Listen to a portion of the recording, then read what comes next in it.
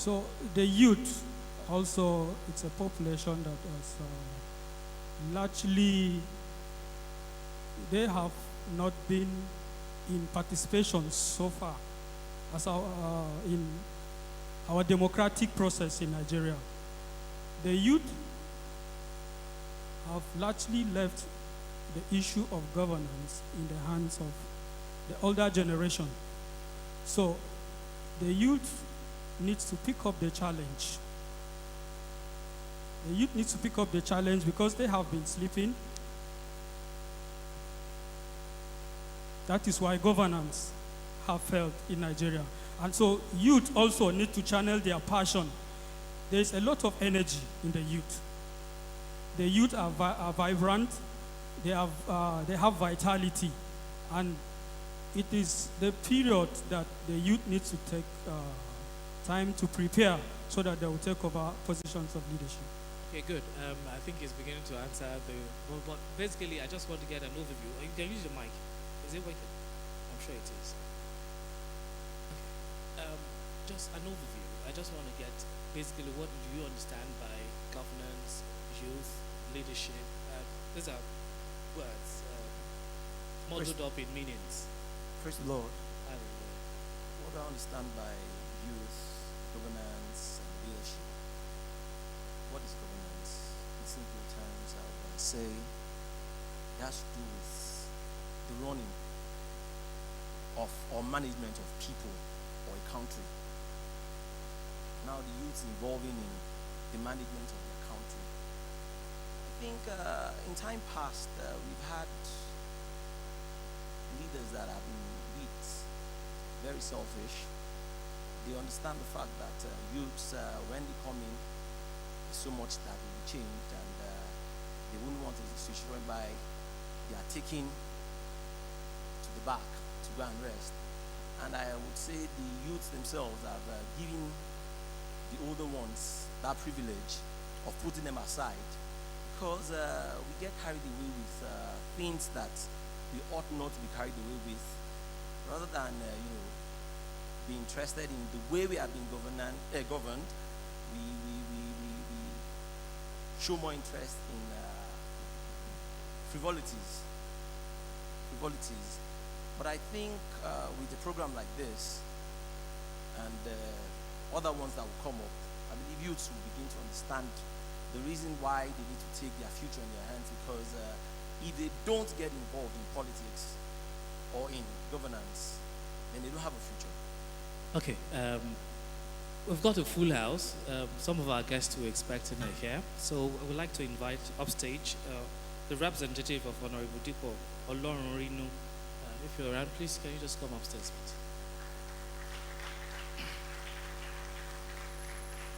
please? While he's walking upstage, I'd like to call on stage Honorable Benga Oyerinde. Please. Thank you. Thank you very much. Keep those hands jamming together. Good.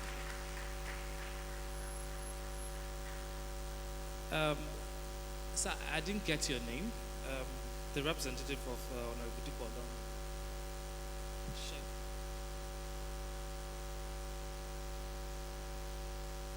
Now he is representing Honorable Dipo Olorun, who is a member of the Lagos State House of Assembly, representing Amu Ward of Constituency 1.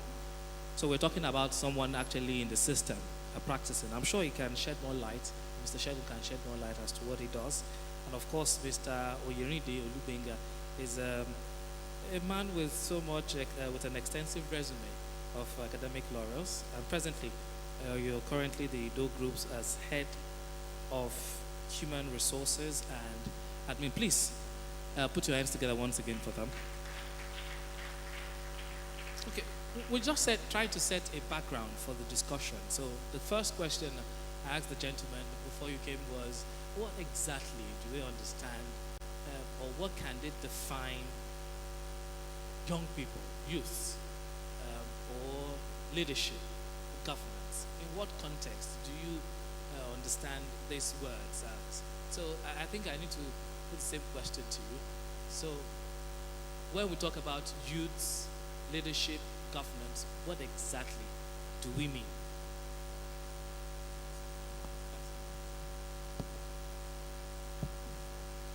Good evening, everybody.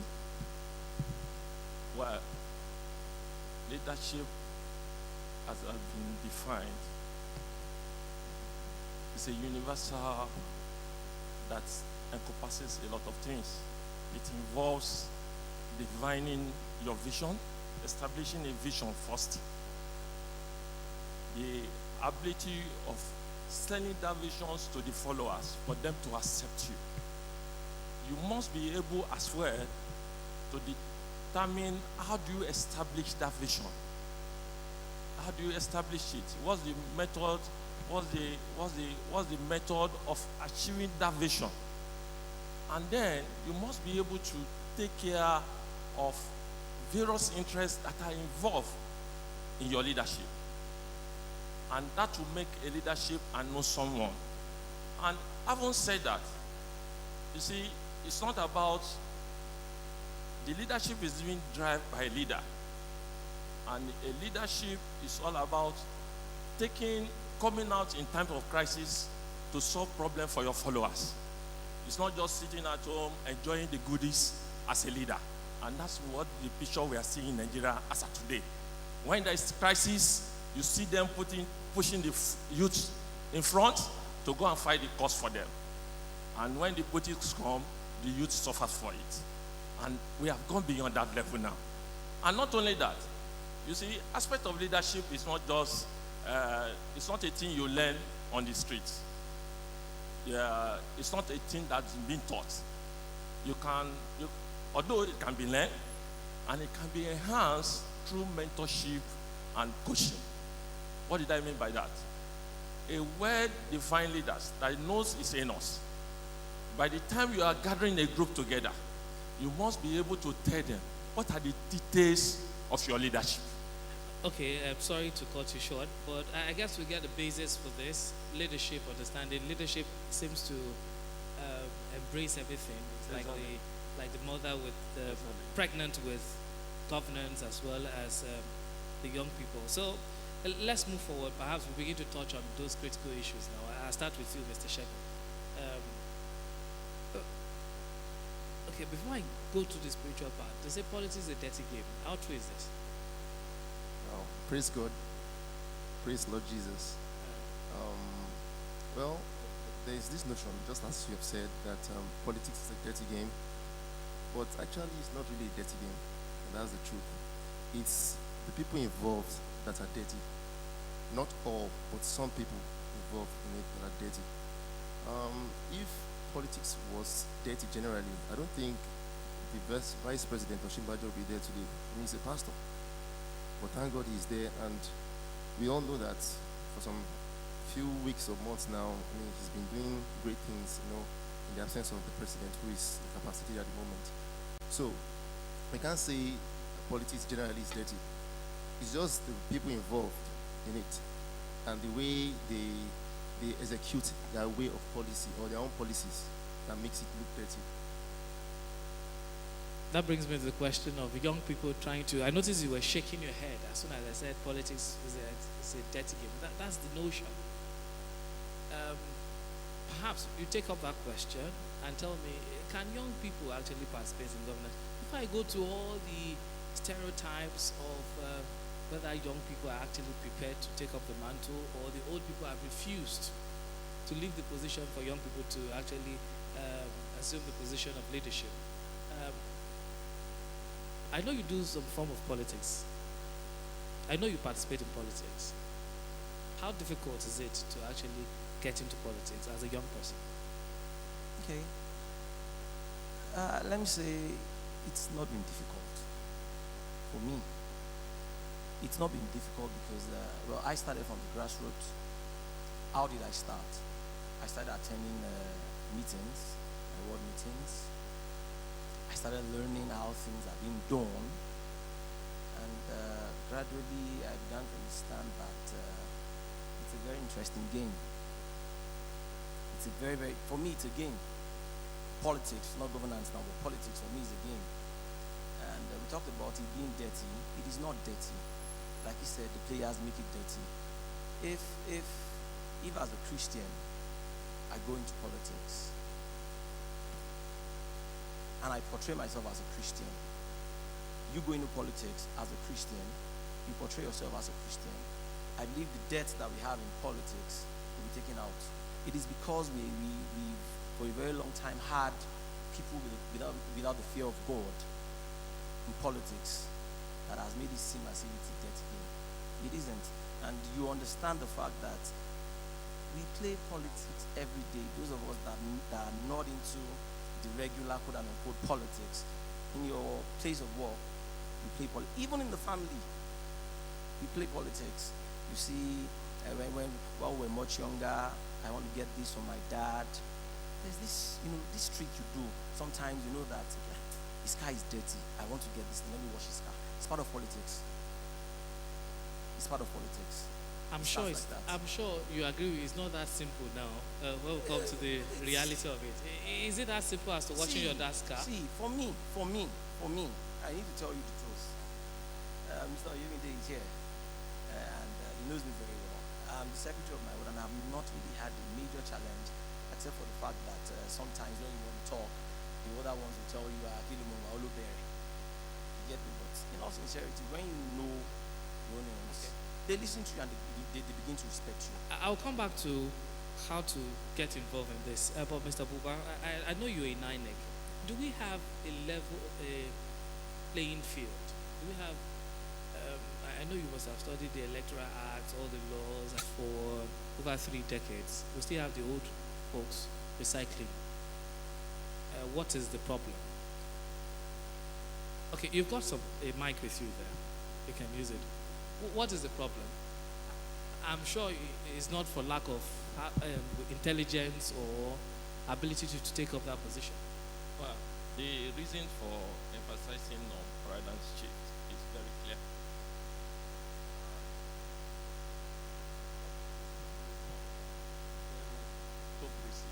Those are the elderly ones that are afraid to let go the position of leadership.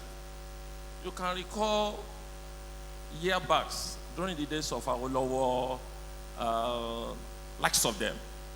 They are younger, energetic, vibrant youth that brought in Nigeria to the stage at which we relied upon. They are the ones that built the basis of our foundations. And it's not because they want to make money in leadership. They have passion for it. They have defined their vision before going into politics. But these days, majority of the youth, even the so-called leaders, they never have any visions. They just come to power as a position of opportunity. And by the time they grabbed it, instead of making use of youth that has that intellect to drive the system, they continue wasting people's life. And that's what we are experiencing in today's leadership of our democratic leadership. Talking about the paradigm shift, it's not about the youth not having the muscle to take the leadership, but they don't give room for it. Where's the money? Where's the financial muscle to take the leadership? Like I talk about mentoring and coaching. You can't come into politics like my brother have said. You can't be an independent. Our constitution does not allow for an independent candidates, whereby you can just come out on your goodwill, people will vote for you. There are process and procedures that you need to follow. If you come into, take for instance, Amowo, if you don't align yourself with a group, with leadership consent, you have no place in politics. Okay, let me disagree with your mind. Emmanuel Macron, the French president, is 39. So what he did when he realized he needed to do something different was to leave the Made Center Right party to form his own party, right? So why can't we have something different? Isn't that paradigm shift? Do you need a political godfather to actually assume political position? He's 39, so he created his own political party, and now he's the president of France. All right. You don't have to align yourself with a particular political party or maybe a particular political platform before you can be a leader or you can participate in leadership. For example, the honorable I work with, he came into office. He just joined the party just barely 9 months and contested and he won. He never had a godfather. He never had a single godfather. Now they hear that one. Okay. He just, yeah. I don't have to start talking about the parties here now, but he just joined the party barely 9 months and he contested. He won the primaries and he went to general elections and he won. Okay, he has been my friend for 20 years, so I confirmed that because I was with him throughout the period. Now, this is someone, and to be honest, he's even the youngest in the House of Assembly. That is, the Honorable Representative Ahmad Dofin, Constituency 1. He's the youngest in the House of Assembly. He's just barely about, he'll be 35 this year. So he's a very young honorable. But let me just move from that. Now, he talked about young people probably aligning with a particular godfather before they can become someone. Yes, I quite agree with you that it's hard in our present day political terrain for a young person or a youth to come out, stand on his own and think he or she will just get to the top. It's very, very difficult. Why? Because we've had a lot of challenges in time past, politically, democratically, and a lot of things have contributed to it. Our leaders that ought to have been the pace setters, have failed the youth, one way or the other. Before then, How? okay, we've been hearing about the children or young ones are the leaders of tomorrow, and we've been into democracy for about 18 years now, also or thereabout, and we are yet to see the dividends of democracy in the fullest. There are countries that, had their democracy after us and they're enjoying. Nigeria, for example, we are still, at this time, we are still talking about marginalization. Is that a function of age or a function of understanding what you're doing? It's a function of understanding. It doesn't have to do with age. It doesn't have to do with age. The main thing is greed and quest for power. Okay, that brings me to the question of young people. Now, we're talking about old people that have seen it all. It's either they were governors, they left that place, went to the Senate, left that place, went back to the House of Reps, or something. What do young people need to make them understand the politics? Because I'm making the case for them now, because we've got so many young, vibrant young people out there waiting in the wings to participate. Some of them even have joined the political party. And I noticed that you were shaking your head that he did not belong to, he doesn't have a godfather like that. What do young people need to participate in politics? From your own experience, I'm using you as the guinea pig now. From your own, what do you think young people need to participate in leadership or in governance? Okay, from my own experience, I think it starts with join them. If you don't join them, you can't beat them. It starts with that. Go ahead, join them. Take your time, observe how things are being done. I want to go back to the issue of a paradigm shift.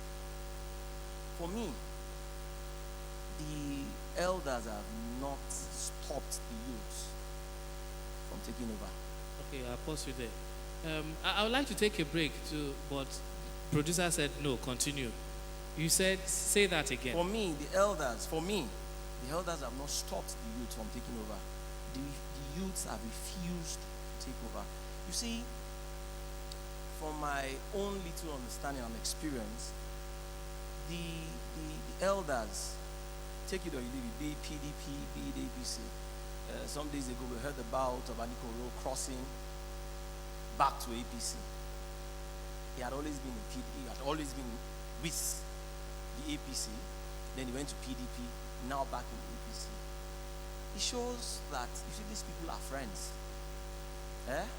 They are friends. In fact, take it or you leave it. It's only when we're in Nigeria here that they insult themselves, they tell you this, they tell you that. Let them travel out. They sleep in the same hotel rooms. Do you understand me?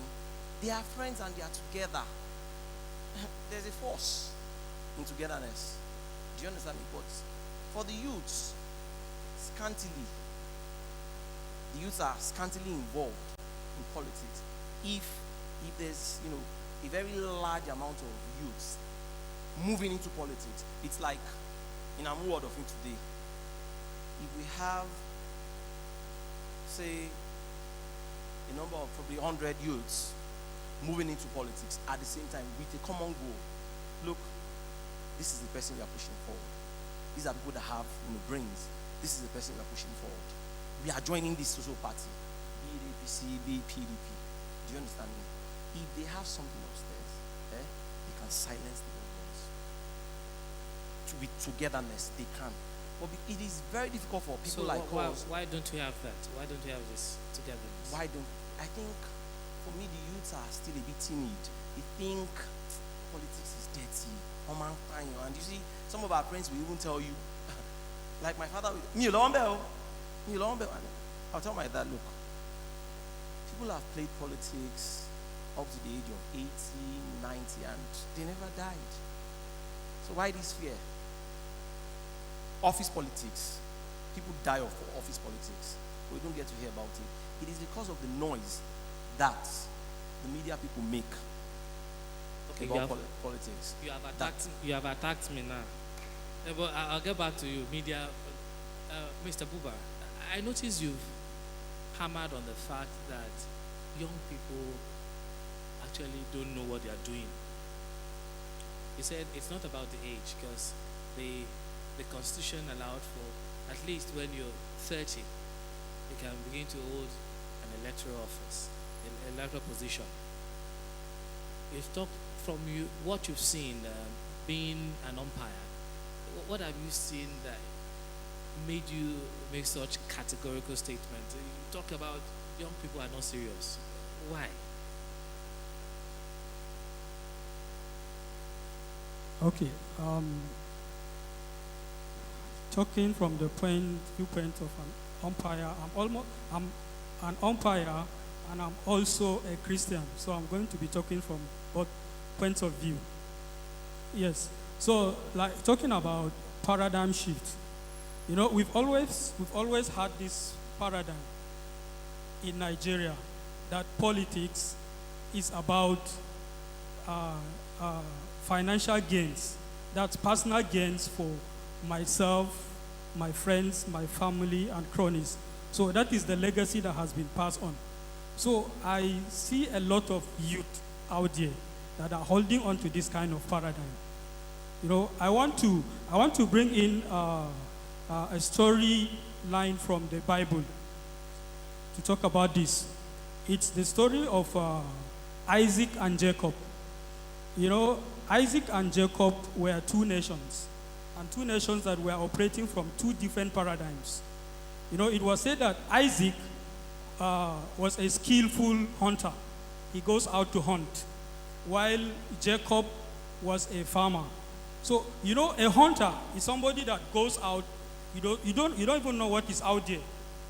So you have to go, you use all your skill, your strength and everything to look before you get what you kill and consume. While Jacob, a farmer, you nurture, you cultivate and nurture what you will consume. So in time of need, you always have something to fall back on. So I tend to see Nigeria operating in the paradigm of Isaac.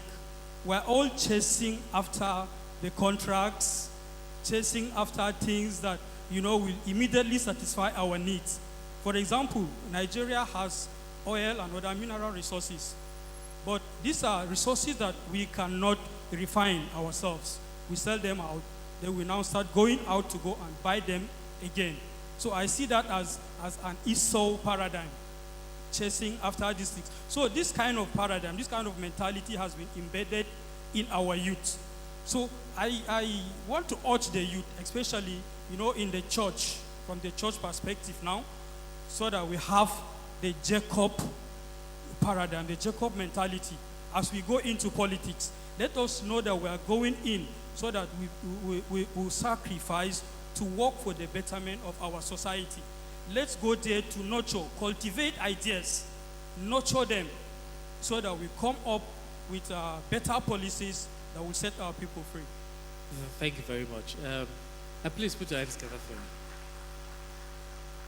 Okay, I've talked positively about the youth. Now let me go to the negative side. I've met so many young people and I'm disappointed, heavily disappointed. I'm a young man, okay, but you meet some young people and you speak with them, and you can only take whatever they say with a pinch of salt, okay? And I'm not talking about the fact that whether they have degree or not. In fact, they've got 3 degrees, okay? But when you read into what they're talking about, you can just know that this is all selfish, okay? I'm a journalist, so I know very well. So, and I've met some of them. Some have even held one political position or the other. So what is wrong with a young man? And he can go on Facebook and talk. In fact, you see them on TV say, "You've not given us any position. You know, the youth are the leaders of tomorrow." And we need to, but when you look at it, I'm sure the man, the father of the guy is sitting at home and say, "This boy can't hold any position," even with the fact that he's talking, because I know what he's going to do. He can't manage his siblings. Not to say he's going to manage the community. And they've not actually been tested. So what is wrong with these young people clamoring for position? What is actually wrong with them? And how can we begin to address this issue? What do we need for the old people to take us seriously? Okay. Basically, we need to look at the process of growing the youth stage. I can remember when we are growing, it takes everybody to nurture us. Whatever you do wrong in your home, that your parent may accept as good to you, when you are in the street, you do similar thing, you will see an elderly person that will correct you. We need to look at our educational empowerment. The level of our educations these days and the kind of curriculum that are detailed in there, I think is not fuller enough. Isn't that far-fetched? We've got so many young people wanting to participate now. Isn't that far-fetched? Because if you need to go back, that means you're going to nurture, you're looking at another 2 or 3 decades before you have credible young people. What is wrong with some of us here now? Like I have said, it's like once you have identified a defect, there is a weakness in you in terms of your integrity, in terms of your attitudinal behavior, there is still a room for you to amend such. Just for you to not see a key leader that you feel is of a note that has this quality that can train you or mentor you or coach you about. Definitely you key in and you learn. I started my career as a graduate trainee, and I have a man that I look up to, a person of SK Onofok. He's a rugged man. He has no schools. He has no serious educational background, but he's a man of integrity. He grew from rank and file to Group MD of HL Rams. And the man usually tells us the major thing about life is about your integrity, honesty, and sincerity. It's not a push for money. You must be a hardworking person for you to attain a level of a leadership, and you must define your integrity. When we are talking, we are just emphasizing on leadership now. The issue of governance has to do with accountability. You have to govern people. People must have to see you as a transparent somebody that has something to deliver. That when they keep something in your kitty, you are not going to steal or make use of it unjustly. And these are the things that is mostly lacking in our youth of today. When you put a youth in a position of trust, within a twinkle of an eye, you just start seeing a lot of issues coming up, a lot of agitations, a lot of petitions, and not that, which doesn't happen in the past. And these are basic reasons why they are saying youth is not, they are not prepared to take that leadership and and leadership and governance. Okay, I'll jump you, Mr. Shagun. I'll come to you. He mentioned two critical words: accountability and integrity. Would you say, given an opportunity, okay, to mount the saddle of leadership at any level, do you think you have the temerity, do you have the wherewithal to actually say, I'll be accountable and I will perform my duties with all sense of integrity and responsibility? Can you say that for you and people like you? Can you say that? Yes. Yes, I can. I can absolutely. See, I can remember one of our former local government chairmen here in Amu. I was in his office one particular night, and one leader, a party leader, walked into his office. I learned something from him that day. That's the chairman. Love him or hate him, I have my reservations about him too. But the leader was like, I don't want to mention the name. He was like, chairman, council lele yìí, owó council a máa ń pín ní nǹkan tó ti bàjẹ́ ló ń pè ní council. Kò ṣeé tún ṣe mọ́. That was the statement. And the chairman replied, bàbá tẹ́ bá kúrò ní ọ́fíìsì ní sí, àpè ọlọ́pàá, wà fi gbé mi. See, I think what we need as youths is the courage to say no. Have you met people like you Met that can people like say me? yes, that can say no? There are a lot of youths that can say no. I have met so many. In fact, as of today, in my ward, I'm the ward secretary of my party. We have a group, few of us, that we talk. We sit down, we talk about how we can change the society. Just about 5 of us. So I believe it just has to do with the decision to do things right from the youths. If we decide to do things right, collectively, we can easily put away the bad eggs amongst the elders, because I don't believe that absolutely we have to tell the elders to go. No. What can we do to these elders as young people, Mr. Sheku? These elders have refused to go. Yes, from chairman, House of Assembly, governor, they will leave that place, they will go to the Senate, House of Reps. After that, they will spend 8 years. In fact, all their lives, they're in politics. And young Christians who really want to participate because we want to bring about change. Change now. Change, just take it face value. Okay. Okay, we want to bring about change now. All right. First of all, we need to understand that these elders we're talking about, there has been a trend. Okay, they've been there for years. Okay, and they have like a storyline that tools them behind.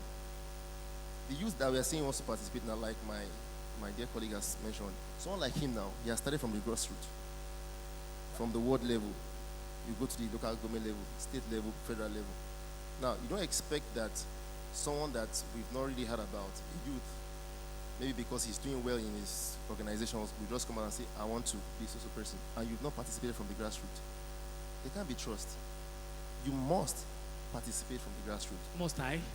You have to, because that's where your vote counts. That's where you get your first trust. The people around you, they are the one that will speak for you at the local level, at the state level, at the federal level. If you don't have a good grassroots, a good background, there's no way. Like he has mentioned before, he said, of course, there are about a group of 5 who are planning to do something for the society. And I can tell you that he's not the only person that is engaged in such a thing. There are so many people in FESTAC in Amodofin that are engaged in such things. But then, we need them to come out and participate fully. It's not only when we are seeing elections are coming in, that's why people start coming out. No, they need to create a trend. You know, there's someone I know in Abuja, that is Udojo roadside. The guy is contesting now for councillorship, I think next month. This guy, for the past 5, 6, 7 years, he has his own business, he has containers here and there, but he always organized programs for the people of that his region in Udojo Road. He helps the less privileged, he helps the widows. Even when he came out and said he wanted to contest, in fact, people brought him out to come out and contest that you have to. I've known him for about 4 years now, and I know this is what he has been doing. And I know people call him out to come and represent them. He has started something like some 6, 7 years ago. We don't have money to be doing You don't have community. to have money. You don't have to have money. It's not about money here. Okay. See, even your kind of lifestyle can push you up. The kind of person you are can give you a political point. The way you relate with people, the way you coordinate people, the way I mean, there are so many ways we can participate. But just like he said, so many youths our youth in Amodofi, they are the type that, just as he has mentioned before, that when it's time for maybe elections or things like these rallies, what do you have for us? You get your 1,000 naira, you get your 5,000 naira, and you go home and you forget for the next 4 years what you will eat for the next 4 years. That's where the problem is. And that's why I quite agree with him too when he said the family background too matters. The way we train our children up. Because that's the genesis. The president today was a child before. So if he had a good background and grown to where he is today, and he's doing what he's supposed to be doing, and it flows back down to the people, I don't think we have a problem in the country. Okay, I'm sure you viewers or men of God, you've got questions. So can you just, ushers, can you just take these questions, put it together, and pass it before I ask my next question? And it's to you, sir, Mr. Buba. What role does the church need to play? The question is directed to both of you. What role does the church need to play in politics? Does the church have any role to play? Yes, the church has a role. In fact, it is the responsibility of the church to mentor leaders who are going to take over positions of responsibility. Originally, the Christian missionaries that came to Africa, God sent them to come and mentor us so that Africans are going to transform Africa the way Europe and other parts of the world have been transformed. But these missionaries, they failed in their assignment. They failed to mentor properly Africans. Then the Christians that were left after the Europeans went back. They failed also in their assignment. They could not mentor the church properly to take over responsibility. So the church has a responsibility now. It's good that we're having programs like this. People should be coming to talk so that youth should get to know their own responsibility, because it lies squarely on the youth. Presently, apart from being an INEC staff, I am also a student of transformational leadership with the Institute for National Transformation, which is the OXIT Executive Leadership course. Presently, it's a 6-month course. So we've gone 4 months now, and it is a course that is making a lot of impact in our lives. And it's a place that I'm recommending some of you that want to go to that place. Those of you that want to take up positions of responsibility, to go into governance, go to that place. Go and have the training. By the time you come out of that place, it is meant to train church people so that they will be leaders of no excuse, leaders of integrity, those that will be taking responsibility, and it is based on scriptural truths. So if we can have such platforms duplicated all over the country, and the youth are trained all over like that, then we are going to have an army of youth from the church are going to take over positions of responsibility. An army of the church that will take over responsibility. Mr. Oyeridi. Yeah. I want to say it here that charity begins at home, and the home is where we are sitting, the church. Way back then, I could remember when a pastor speaks or directs any message to the congregations, everybody, both the old and the young, take it seriously. Like he has rightly mentioned, in the times of emancipation of Africa, when the Europeans or the missionaries came in, their intention is to empower the Christians, but we failed to accept because of the economic, because the religious justification in us make us to reject their acceptance. And that's why they make use of the northerners who are Muslim to emancipate our economy and take advantage of us. If you look at the politics we pay in Nigeria, the large percentage of those people who have been leading us, they are Muslims. They are all Muslims. It was recent we are having change all over, that you have counts of Christians here and there governing us. And the reason for it is because of the fact that our pastors have been coming up now to preach at the people, at the pulpit, and to let them understand that politics is not dirty as we are thinking. If you stay afar and you are saying let them play it, you will continue to complain and nothing will happen. And of recent, you will know, because I happen to be a member of Redeemed Christian Church of God, of recent when the issue of this act came in, when they need to drop the general overseer of so many churches, aggressively the GO told every of the congregation that we should go and be a member of a political party and play politics to elect people of your intent. And that's exactly the role the church needs to play at this point in time. The position of leadership should not be given to an idiot who doesn't know his left hand his left hand from the right hand. It has to be clear. A Christian are well tailored. We have that exposure, we have that thinking, we have that integrity to rule the nations and deliver.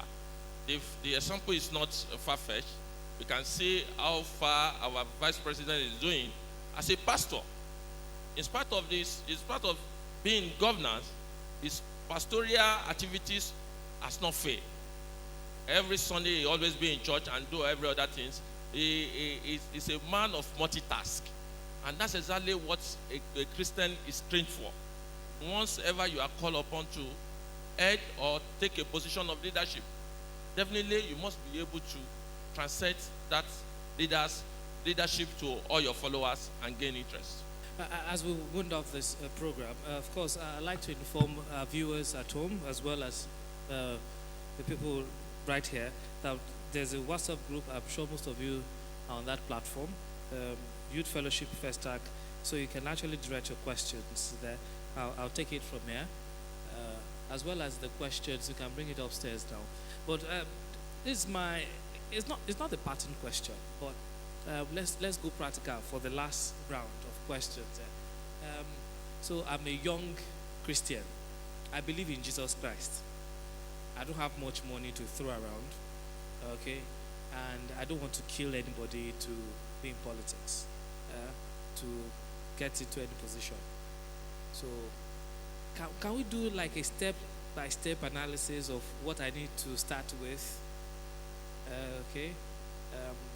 Do I start from getting a mentor in politics, or praying to Jesus very well at home and expecting people to vote for me? Or where is the starting point? You can start and you continue from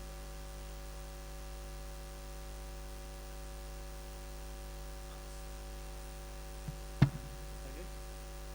It's a known fact that you cannot be outside an association and be benefiting. The first thing you need to do is for you to join the party of your interest. Having done that, it's for you to watch, observe, and see how the processes are going. And in between it, you should be able to identify a person that have a trait of what you are looking at. And then you key in for that person to mentor you. You don't need to have money. I have been playing politics in Amuwo for a decade plus now. And then by his grace, without knowing anybody, I was selected as a cabinet representative of Amuwo. If it has stayed true, I would have been a special advisor or commissioner. It's because there is a quality that some of the leaders are seeing in me that are not been seen in other, because I'm not the only person that presented CV. There are a lot of us, and they carry out an interview, and at the end of it all, I have been selected. So these are all things. At least I didn't give them money, and I didn't have anything. But because they have been seeing me as a faithful party members, and I've been attending meetings, I've been contributing my quotas in a little way that I feel can help me anything. And that's the reason why that has come up. So, issue of money, it depends on the way you want to play it. Except if you want to go to an electioneering point where you need to come out for elective positions. Definitely there's no way you can run away from spending money. But as at that time, it's not necessarily that you should spend your money. You can have some sponsorship. You can have people that will bankroll your election for you. People who believe in your vision. People who believe in what you believe in. They will do that for you. Is that possible in Nigeria? People who believe in you and sponsor you are not come like Ngige people and demand for the Ubers and go. Yes, it's very possible. And that's why I agree much well with him. And that's why I mentioned earlier on that you have to join from the grassroots. Okay? Because for you to have a mentor and for you to be involved in politics actively, you need to join from the scratch. Watch, just as I said, you watch and observe. Definitely you get to meet someone who you feel, okay, this person has some little of traits, if I can put it that way, that you want to emulate. Now you can learn from such person. Now, when you now keep your integrity, and you pass through that period, definitely there'll be people that will support you when you want to come up for your ambition, because they already know that you're a man of integrity. They've seen that, okay, as you joined, there's a trend that this is the kind of person you are. It could be maybe you're once the financial secretary or treasurer. They kept money in your hands, and they asked for the money 6 months later, and you dropped it. You could account for it. Accountability, it matters. So if you can create this, then at the time you want to go for your own election, or maybe you want to go out for your own ambition, you definitely get someone that will support you. If you don't have your own finances to finance yourself, people definitely will come out for you and support you in your ambition. Okay, you are in it already, so what do you do? Okay, let me cite this example of myself. At the time I became, or before I became the secretary of my ward, I never had intention of becoming the secretary. I never talked to anybody. The person I took as a mentor was penciled down at me. He had done that, they had gotten to a particular stage, then he called me, like, we are going to make you the next secretary. So there's going to be a congress. And I'm talking about your person. Let people know you that you can do this thing. Let people know that you're somebody they can rely on. Now we had the congress, and it ended up so that we couldn't hold it that day. Then we had to do a ratification. Those that stood with me made sure that, now we had two groups during the congress. During the ratification, they insisted that, look, this guy has to be the one for that position. And because others have known me, even from the other group, they found it very difficult to say no. That is one. I'll make another reference to a scenario just some weeks back, something that has been happening. I was actually aspiring to become the councillor of my ward, and one thing led to the other, negotiations, and I was asked to step down for somebody else. It was not easy. Initially, I said no. But, when leaders called me, they explained some things to me. They pleaded. I was like, we are not just asking you to step down. We are looking at this other position for you. Step down for this other person. The other person I stepped down for, where I talk about goodwill, when you've done so well, he is not somebody that has so much.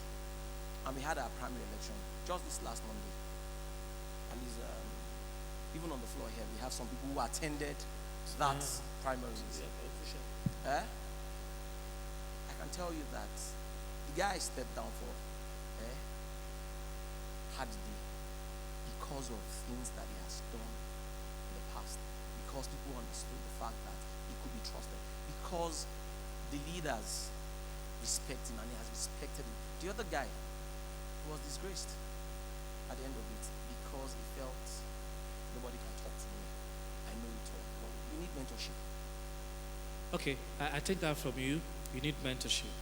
And I get that you can actually do this without money. All you need is integrity. And of course, I heard what you said, your position. So give us few tips. So I'm a young Christian. I want to do politics. In your own words, where do I start? What do I do? Okay. For the youth to go into politics, to be in government, first of all, you need to govern yourself. Yourself has to be governed, because for you to conquer the world, you need to conquer yourself first before you go out. So, mentorship still comes in. While you are governing yourself, there are people that have gone ahead.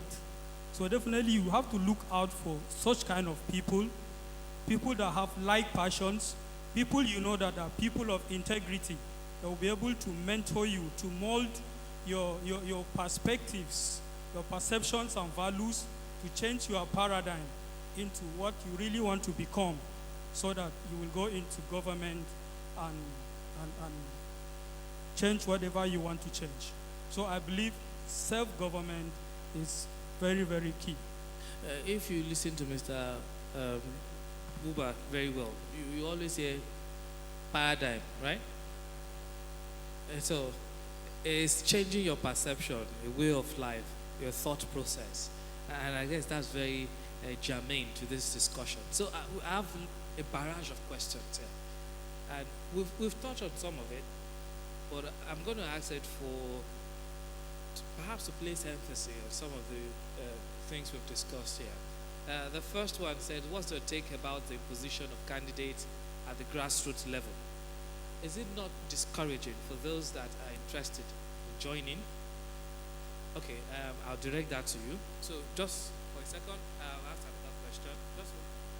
And this is for you, Mr. Shegun.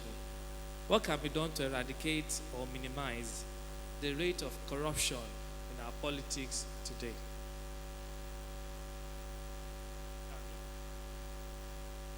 Why do government officials practice nepotism? Now, I've always had this word nepotism. I've used it too. But it has more belly. But you do understand what it means, of course. So let's treat those three questions first. Okay. Perhaps I remind you your question again. Okay. It says imposition of candidate at the grassroots. Is it not discouraging? Perhaps just touch on it briefly. Well, the issue of imposition is the way the outside are seeing it. There is nothing like imposition in politics. There are a lot of the democratic process that have taken place before they will come out with a single candidate. And the reason is because majority are afraid to be part of the system. If they are part of the system, they will see it clearly. What is democracy? Is it not for all of you to come together? No, there are processes involved in. You are talking about general election. You are talking about picking a candidate that will represent the interests of various other stakeholders. And politics is a matter of interest, for God's sake. He has interest, I have interest, he has. And we have, take for instance, we are from the same group. And there is another group that is presenting only one candidate. And you know you have the majority as a group because you have so many candidates contesting under your group. If you don't decide to pick one person, that other group that doesn't have, that is minority, will take the day. And that's why people are emphasizing the issue of imposition. So it will now take the people that matters to sit down, even evaluate every other person and say, okay, with what we have seen, with the pedigree of this person, this is the person that can represent us and give us the day. And that's what people terms to be an imposition. Okay. Take for instance, we are all a living witness when during the times we want to select when Vice President. Fashola is coming on board. Fashola wasn't in the picture at all. And who are those people that decided that? The GAC, after looking at all aspirants, evaluating them, and noting that, okay, they have gotten to a point that they cannot go beyond this level. They have to slot in Fashola's name into it. And on the advice of our general leader, they evaluate him. And with all his contribution, because he's chief of staff, on that basis, the whole house agreed. Not that, that's what they call imposition. The whole house agreed. If the other members that are leaders did not accept him, they wouldn't have taken him. They would have rejected him. And for our viewers, if you don't join them, you won't understand. Exactly. And there's this thing what we call the more you look, the less you see. Okay, I've heard that imposition is not really imposition At all. as you look at it. And there's what we call consensus candidates. Can you see the slogan and the keywords here? So I think it is good that we have this forum to understand what politics is all about and how you can participate in a godly manner. Of course, the issue of corruption. Can we eradicate corruption in politics? That's a question. Please make it brief so that we can touch on all these questions. I've been given 2 minutes. 2 minutes for 15 questions. Okay. All right. I want to as quick as possible. First of all, the electorate need to look inwards and elect the right person there, a person of integrity. Now, for the leadership that is there already serving, that leadership or that person, that personality should always remember that he or she is a public servant. It's a servant in office, not a ruler, as you can see it, or as you can see as it is. But it is, you're a leader, you're being elected to lead people. And people need feedback from you. For you not to be seen as a corrupt leader, you need to do that which your constituent or electorate wants you to do. Things that you do that will favor the entire community. Of course, we have so many ways which that can be done, but I don't want to start going to that now because of time. But then, like I said, for the electorate themselves, the power is with them. We've seen leaders that have failed us, and we've seen those that can do something better for us. At the point of entry, elect the right person. And then for the person that is there too, should always remember that you elected he or she there, and he or she needs to do the right thing. Okay, that's how to eradicate corruption in politics. Okay, we're talking about nepotism. Perhaps you take this with you as well. What is your take on deliberately campaigning against a leader who has not performed well? Okay, nepotism. Make it brief. Nepotism, how do we eradicate it, right? It starts with having Christians in governance. When you have people who have the fear of God, they would look out for performance when choosing those that should get this or get that. That is wrong. Then again, in politics, you cannot rule out nepotism, quote and unquote, absolutely, as a politician. And nepotism is a sin, brother. That was why I said quote and unquote. Okay, unquote it. Okay. Now, you see,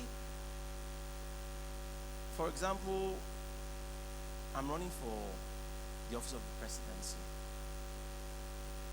the office of the president, and I have this region, this region, this region, this region with me.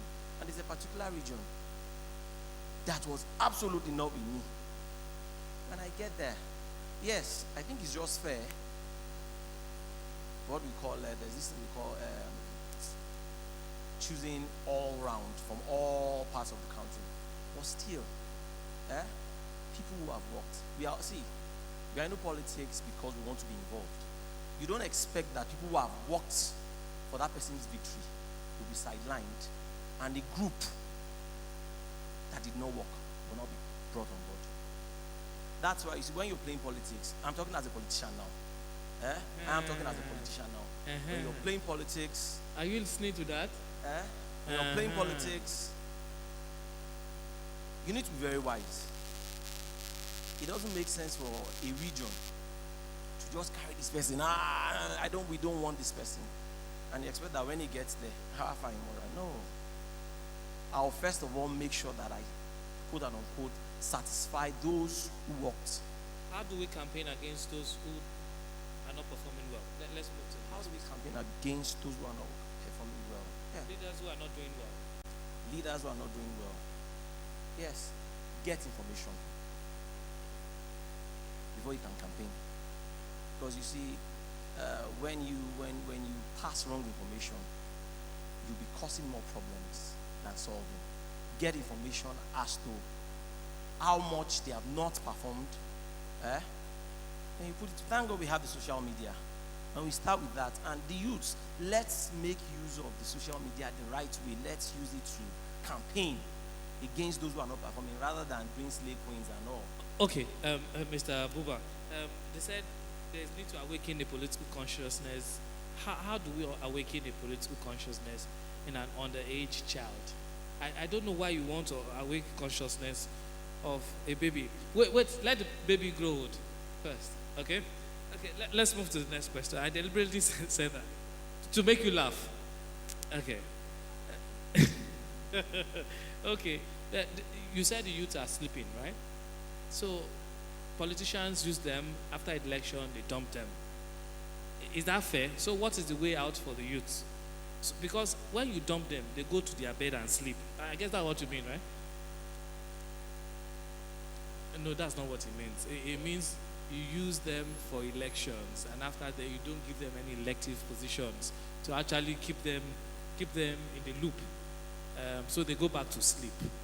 So how do you make sure that when you use them for elections, you keep them busy as against them sleeping and not leaving them out there vacant? Okay, to continuously engage the youth, there's need for advocacy programs just like this, so that to engage the youth positively, to keep on engaging them, training them, so that they'll get to know their responsibilities, what their responsibilities are during and after elections. Like, for example, right now there is a continuous voter registration that is ongoing now, that people that just turned up to 18 years are required to go into any of the local government offices in our 774 local governments across the nation to go and register right now. And though there has been voter education, there has been enlightenment on television and through other mediums, but still there are some people that will not get to hear. So through this kind of mediums, you get to engage the youth. Let them know why are they going to register. When they register, let them know that they should look out to choose the leaders that they know are people that can be trusted, are people of integrity. They are people that will be able to deliver the dividends of democracy to them at the end of the day. So I see advocacy as a tool that needs to be engaged year in, year out. Okay. Do INEC fund political parties? If yes, do beneficiaries transparently account for such funds? Do INEC fund political parties? I know they do. Yes. They give them money. Yes, yes, yes. Do beneficiaries, that's political parties, do they transparently account for such funds? Yes, they do. INEC as a body. Do political parties account for these funds? Yes, because INEC monitors all the funds of political parties. There's a department that is meant for monitoring the political party funds. Is that a political answer?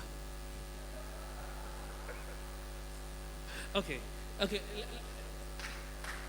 Yes, they do. Okay. They do. Okay.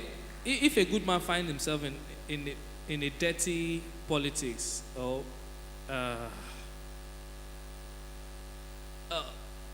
okay, the English is very strong. If you find yourself in politics which is said to be dirty, okay, can you advise he or she to go on with them to gain the posts and then re-establish his good personality? Who can answer that? Do you get? Well, okay, take. In politics, there is a free entry and free exit. So you mean Anything that is not within the norms, within your norms or your belief, and you are seeing it there, they don't hold you down. You resign and quit, and you wait till. Is it easy to resign? Very easy. We've seen cases like that. The former ministers of energy did that in a day. And quite a lot of them. Even internally within our grassroots level. Can you give us 2 more examples of those that resign? Don't let us go into that. I hope we are not viewing this nationwide. It's nationwide. Ah! Yes. You're on national TV. It's streaming live. Okay. This question for you, Mr. Anu. You are from the grassroots, right? You are presently the secretary of your ward. That means that before you get to the president, you must have been in your 60s. I'm sure you are in your 30s now, right? So if you go through the gamut of the political positions, before you say you want to aspire to be the president, you must be in your 60 or you must be 60 years old. I disagree. So you mean you jump some of the positions? If I want to be fair, all things being equal, if we were talking about growing accordingly, it wasn't my turn to become the secretary. No, this is the question for you. Yes, it wasn't my turn to become the secretary, but they saw something in me. And a typical example is Professor Oshibajo. I'm sure 4 years before now, if you had told somebody that he was going to become the president of Nigeria, people would ask him, Baolode, vice president, I mean. People would ask you, when did he start? I can remember when a particular governor was angry and he talked to the vice president rudely that when he was minister, the vice president was a commissioner. It's all that in a story. That's grace comes in. So, I mean, you can aspire actually to be who you really want to be, following due process. And yes, you can. And not be 74 before you become No, you president. can. You can. Yes, you can. You can. You need to start now, understand the game. Now, okay, as it is now, for you to become a counselor, it is between the ages of 25 to 40. You must understand that. So if you're above 40, you know that it's late already. Do you understand me? And if you're not up to 30, you know that you cannot become chairman. The constitution says that. You should understand that. So at the age of 40, if you've done your assignment properly, gotten to know those you need to know, gotten to do all that you needed to have done, can aspire to become the president. Okay, and I know the National Assembly is trying to work on actually bringing some of these ages down so that you can aspire to be who you really want to be. As we round off this show, I will start with you, Mr. Oyeride. What exactly is your parting shot for young Christians who really want to go into politics, who want to assume the mantle of leadership? I know we've spoken extensively as to what they need to do, but just put a words into their lives. Well, just briefly. My advice to my fellow youths is that whatever you are doing, take note that the public are watching you. Integrity and accountability should be your watchword. And that should be my submission to every one of you. Ensure you give a public a good attitude of yourself. Take good notes that when you are in a public or within your confinement, you behave within the norms that is acceptable, that people will see, and they will call you Omoluabi. Thank you. Okay, Mr. Shagun. All right, my encouragement to the youth is please keep your integrity, participate, be selfless, don't be selfish, be selfless in humanity, in serving, and also remember that God is watching and every other person is watching. If you remember that God is watching and you're serving the true God, of course you want to keep your integrity. So please get involved now. For those of you who have not been involved before, get involved now. But remember where you're coming from.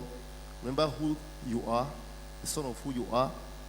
And of course, God will take all the glory. Amen. Okay, for what I'll tell youths is that What you tell yourself. okay, let the Bible be your manual. Once the Bible is your manual, you will not fail. And I would advise every youth to go into politics. Politics is fun, it's interesting, and it's a good game. I just need to tell you, it's a very good game. Get into it. All you need to do is improve yourself by the day. You cannot know it all. Study, read, so that when you find yourself in a place of position, you would not be confused. You do well. Thank you very much. Mr. Buba, I'm sure one of the words you're going to use for us is paradigm, right?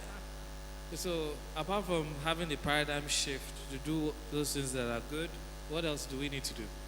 Yeah, my humble advice to the youth out there and to myself as well, because I'm a youth too, is that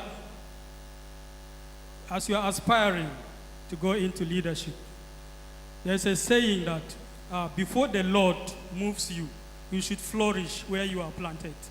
So wherever you are right now, you make sure you flourish. Do the little things that are needed to be done right. Then that time will come that you may not even want to go there, but you will be called upon to take over the position of leadership. Look at the case of David in the Bible. He was planted as a shepherd boy. He was doing very, very well as a shepherd boy. Before he was called upon, he came and he took on.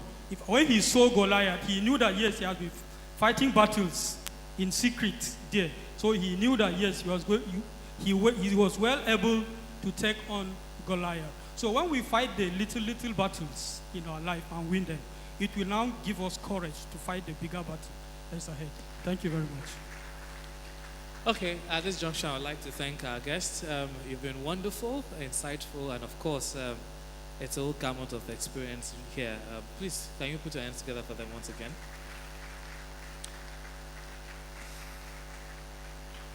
You can do better. Okay, I want to say thank you very much, Honorable Benga Yeride. It's been nice having you join us today. And of course, the representative of Honorable Dikpo, Olorun Rinu, Mr. Shegun, thank you very much for joining us. Mr. Anu, let me mention Anu Adeoshun. Okay, many thanks for joining us today. And of course, the representative of Mrs. Ijoma Okegokwe Ubaluka. Thank you very much. Okay.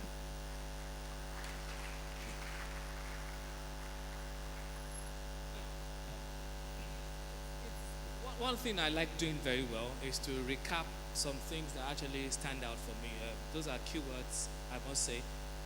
And it's for you to fight those little battles we've got now. So if you've not studied to show yourself approved, please start now. If you need to study, you need to go to school, go to school. If you need to improve yourself mentally, do that now.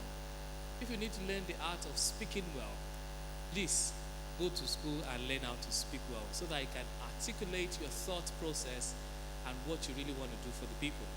So if you are not selfless, please start now. And those are some of the words I could get from here. And they said young people need to learn how to say no. And of course, leaders of no excuse need to emerge from us today. And who can do that if not we children of God? So, as a child of God, you need to begin to farm, be like Jacob, and begin to look forward to that future. Cultivate. And that is the way to go. My name is Joshua. I love doing this. Murakiyo. So, let's do it again next time. So, I'm looking forward to seeing all of you in future, holding very position of high esteem in this country, because I know you're going to do better than those we've got now. God bless you.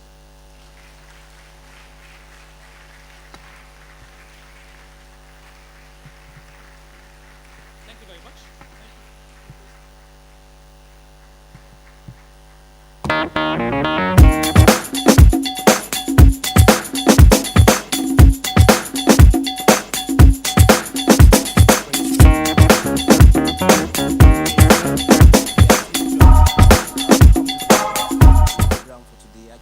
Appreciate our facilitators. They've done wonderfully well. They've done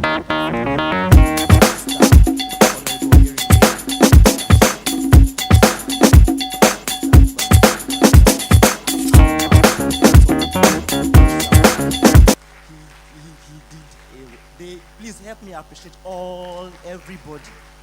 They did a good job. I really.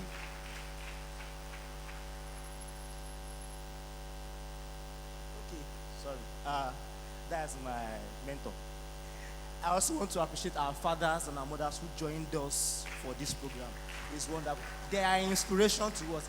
It's an encouragement that yes, we are not just there on our own. This is mentorship. Let's appreciate them once again. Amen. Mr. Joshua has touched on the summary, the rounding points, but I just want to make one or two statements and then we'll do a closing prayer and we'll be done. There's something Mr. Anu mentioned. He said youths have to participate as a collective. And perhaps we are not aware of the muscle we have in this country. Youths account for between 60 to 80% of the population of Nigeria. Everybody below the age of 40, 50 below the age of 60 down. About 60 to 70% of the Nigerian population. If we are able to muscle together as a collective, we have teeth.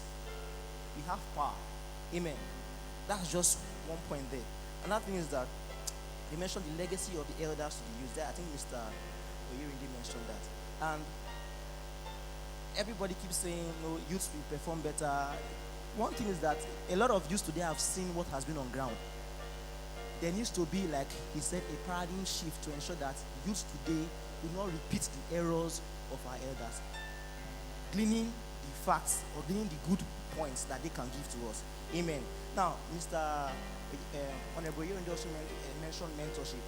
I would like to mention that about 4 years ago, I wanted to be mentored because I have a passion for governance. I wanted to go into mainstream governance. I like calling it governance. I like the word governance over politics. And I said, okay, let me for who will mentor me. And the person my mind went to was Governor Fashola. I like thinking big. Just that it's too far. I'm in FESTAC. I start counting who will I go from here to here to here. Okay, is there anybody close by? I think one thing that can happen is if we have platforms like this to see men like Honorable Yerinde, like Honorable Dikbo, who can mentor youths to proper governance. I think if we help, there are people who are here who are 18, who are 25, that can enter these places and actually do some good job. I think that will really help a lot. Amen. And just as a follow-up on mentorship, we mentioned that Macron, the president of France now, is 39. The prime minister of Canada is, 40 or so, or 35. These men were actually participating in politics at the age of 25. They started early. So by the time Macron was 39, he had almost 20 years, almost like 15 years experience in politics, in governance. So like Brother Anu said, we can't just jump out of the blue without doing some, you have to do some little grassroots activities to get yourself in the right places. Amen. Okay, there's this scripture that says, I'm paraphrasing here. It says, when the righteous fail to rule, they have to endure the rulership of fools or wicked people. If you fail to stand up, somebody will stand on your head. We cannot sit down